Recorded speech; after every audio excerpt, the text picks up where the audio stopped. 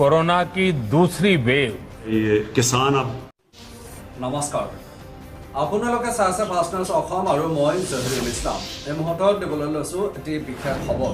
দুইখন দেশৰ দুইগৰাকী প্ৰধানমন্ত্ৰী এগৰাকী হৈছে ভাৰতৰ প্ৰধানমন্ত্ৰী নৰেন্দ্ৰ মোদী ডাঙৰীয়া আৰু আন এগৰাকী হৈছে পাকিস্তানৰ প্ৰধানমন্ত্ৰী ইমৰান শ্বাহ এই দুইগৰাকী প্ৰধানমন্ত্ৰীৰ মাজৰ পাৰ্থক্য কি আজি তাকেই আমি আপোনালোকক জনাবলৈ আহিছোঁ কিয়নো কৰোনা কালত দুইগৰাকী প্ৰধানমন্ত্ৰীৰ কামৰ যি তফাত কামৰ যি ব্যৱধান সেই ব্যৱধান আমি দেখুৱাবলৈ লৈছোঁ ভাৰতৰ প্ৰধানমন্ত্ৰী নৰেন্দ্ৰ মোদী ডাঙৰীয়া কেৱল কেমেৰা দেখিলেই যে তেখেতৰ মুখখন খুলি যায় মেল খায় সেয়া কিন্তু সকলোৱে জানে বিশ্বৰ ভিতৰত হয়তো আটাইতকৈ কেমেৰাৰ সন্মুখত তালফাল কৰা প্ৰধানমন্ত্ৰী হৈছে মাননীয় প্ৰধানমন্ত্ৰী নৰেন্দ্ৰ মোদী ডাঙৰীয়া এগৰাকী প্ৰধানমন্ত্ৰী যে ইমান কথা ক'ব পাৰে এগৰাকী প্ৰধানমন্ত্ৰীয়ে যে কিমান উবাজ বকিব পাৰে সেয়া কেৱল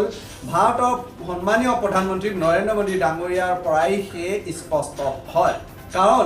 তেখেতে সবকা সাথ সবকা বিকাশ মেক ইন ইণ্ডিয়া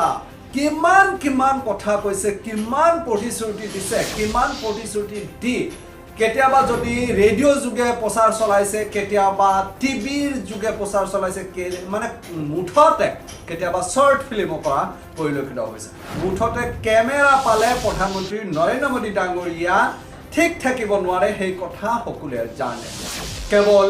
ভাষণবাজি তেখেতৰ সবকা সাথ সবকা বিকাশ ভাই তৰাক্কি কাৰ ৰাহাই কিমান প্ৰতিশ্ৰুতি দিছে ভাৰতৰ মানুহক কিমান আভুৱা বাঢ়িছে সেইবোৰ মই দহৰাব বিচৰা নাই কিন্তু এগৰাকী প্ৰধানমন্ত্ৰী হ'লে কেনেকৈ মানুহৰ লগত প্ৰতিশ্ৰুতি ৰক্ষা কৰিব লাগে সেয়া শিকিব লাগিব পাকিস্তানৰ প্ৰধানমন্ত্ৰী ইমৰান শ্বাহৰ পৰা তাকেই প্ৰতিপন্ন কৰিছে পাকিস্তানৰ প্ৰধানমন্ত্ৰী ইমৰান শ্বাহে কাৰণ ভাৰতৰ প্ৰধানমন্ত্ৰীয়ে কৰোনা কালত বাৰে বাৰে প্ৰতিশ্ৰুতি দিছে মানুহৰ পৰা সাহায্য লৈছে মানুহৰ সাধাৰণ আম জনতাৰ পৰা তেখেতে বাৰে বাৰে সাহায্য লৈছে অনুদান লৈছে যিটো সময়ত ৰাইজৰ কোনো ৰোজগাৰ নাই বন্ধ হৈ গৈছে সেইটো সময়ত ৰাইজে দান বৰঙণি আগবঢ়াব লাগিছে চৰকাৰক আৰু চৰকাৰ পক্ষই সেই টকা ক'ত কেনেকৈ ব্যয় কৰিছে সেই হিচাপ নাই তাৰ মাজত আকৌ নিৰ্বাচনৰ বৈতৰণি পাৰ কৰিছে শ কোটি টকা ব্যয় কৰিছে তেওঁ ভাৰতত কৰোনা কালত দিনক দিনে আকাশচুম্বী দাম বৃদ্ধি হৈছে প্ৰতিবিধ সামগ্ৰীৰ কি লোহা লস্কৰ কি খাদ্য সামগ্ৰী কি তেল জাতীয় সামগ্ৰী সকলোতে আকাশ চুই গৈছে দাম ইমানেই বৃদ্ধি কৰা হৈছে এইবোৰৰ পৰা মুক্তি পোৱা নাই কৃষকসকলৰ সাৰ কীটনাশক দ্ৰব্য সকলোতে দাম বৃদ্ধি কৰি দিয়া হৈছে কোনো এবিধ সামগ্ৰীৰ দাম আজিলৈ কম কৰা হোৱা নাই বৰঞ্চ তাৰ বিপৰীতে 100-150-200% লৈকে বৃদ্ধি কৰি দিয়া হৈছে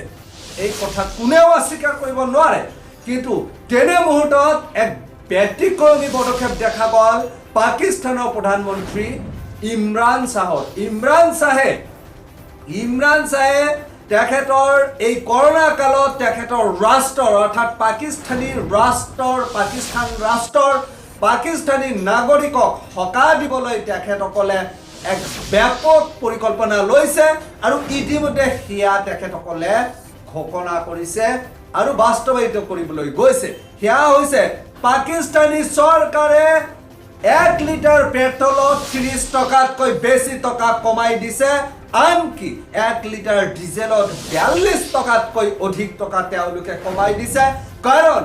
এই পেট্ৰল জাতীয় সামগ্ৰীৰ দাম যেতিয়া বৃদ্ধি হয় তেতিয়া অইন সামগ্ৰীৰ দামো বৃদ্ধি হয় গতিকে পেট্ৰল আৰু ডিজেলৰ দাম কম কৰি সকলো সামগ্ৰীৰ দাম কমাই দিবলৈ তেখেতে আহ্বান জনাইছে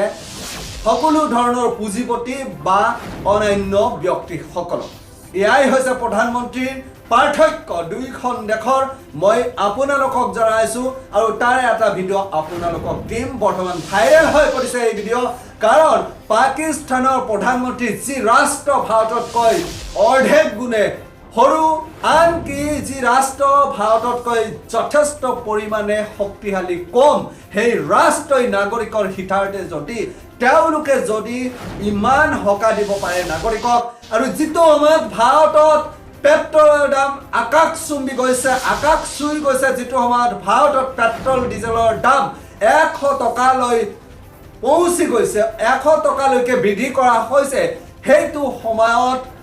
গেছ জাতীয় সামগ্ৰী তেল জাতীয় সামগ্ৰীৰ দাম তেখেতসকলে কমাই কম কৰি দি পাকিস্তানে ইমান তললৈ আনিছে যি চালে আপোনালোকৰ চকু কপালত উঠিব আৰু আপোনালোকে তেতিয়া অনুমান কৰিব পাৰিব যে প্ৰধানমন্ত্ৰী নৰেন্দ্ৰ মোদীয়ে আসলতে ভাৰতৰ ৰাইজক ভাৰতৰ জনসাধাৰণক কেনেকৈ শোষণ কৰিছে আসলতে এগৰাকী প্ৰধানমন্ত্ৰী হ'বলৈ হ'লে যিখিনি ৰাইজৰ প্ৰতি থকা দায়বদ্ধতা হিয়া প্ৰধানমন্ত্ৰী নৰেন্দ্ৰ মোদী ডাঙৰীয়াই পালন কৰিছে নে কৰা নাই এই ভিডিঅ'ৰ পৰা আপোনালোকে স্পষ্ট বুজি পাব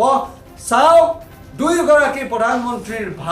ভাষণ আছে আমি আগবঢ়াই দিছোঁ मेरे प्यारे देशवासियों नमस्कार। कोरोना की दूसरी वेव और दूसरी वेव से हम भारतवासियों की लड़ाई जारी है। दुनिया के अनेक देशों की तरह भारत भी इस लड़ाई के दौरान बहुत बड़ी पीड़ा से गुजरा है।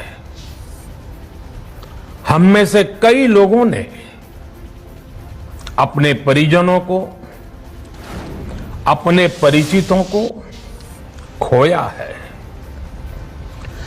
ऐसे सभी परिवारों के साथ मेरी पूरी संवेदनाएं हैं। साथियों, बीते 100 वर्षों में आई ये सबसे बड़ी महामारी है, त्रासदी है। इस तरह की महामारी आधुनिक विश्व ने न देखी थी न अनुभव की थी। इतनी बड़ी उसके बाद हमने पूरी कोशिश की है कि लोगों के ऊपर कम से कम बोझ इन मुश्किल दिनों में पड़े। तो मैं आपको ये बताना चाहता हूं कि जो हमने पेट्रोल और डीजल और ये केरोसिन ऑयल की जो हमने कीमतें कम की हैं, ये इस वक्त हम सारे बर्रे सगीर के अंदर सबसे कम पेट्रोल और डीजल की कीमत पाकिस्तान में है। मैं सिर्फ आपको ये बताना चाहता हूं कि हमने एक महीने के अंदर 30 रुपए हमने पेट्रोल की कीमत कम की है। पहले हमने 15 रुपए कम की थी, अब फिर हमने 15 रुपए पेट्रोल की कीमत कम की है। तो एक महीने में 30 रुपए सिर्फ पेट्रोल की कीमत कम की है। डीजल की कीमत पहले हमने 15 रुपए कम की थी, अब 27 रुपए हमने कम की है। तो पूरी 42 रुपए डीजल की कीमत कम की है। याद रखें कि डीजल वो फ्यूल है जो इस्तेमाल करते हैं जो हमारे ये किसान अब कटाई का वक्त है, गंदम की कटाई का, तो किसान भी इसको इस्तेमाल करते हैं, ट्रांसपोर्ट में ये इस्तेमाल होते हैं। इसका असर सारी जगह पे जाता है। तो जब 42 रुपए डीजल की कीमत कम हुई है तो मैं आज सारे चीफ सेक्रेटरीज को मैसेज पहुंचाई है कि आप अब सारे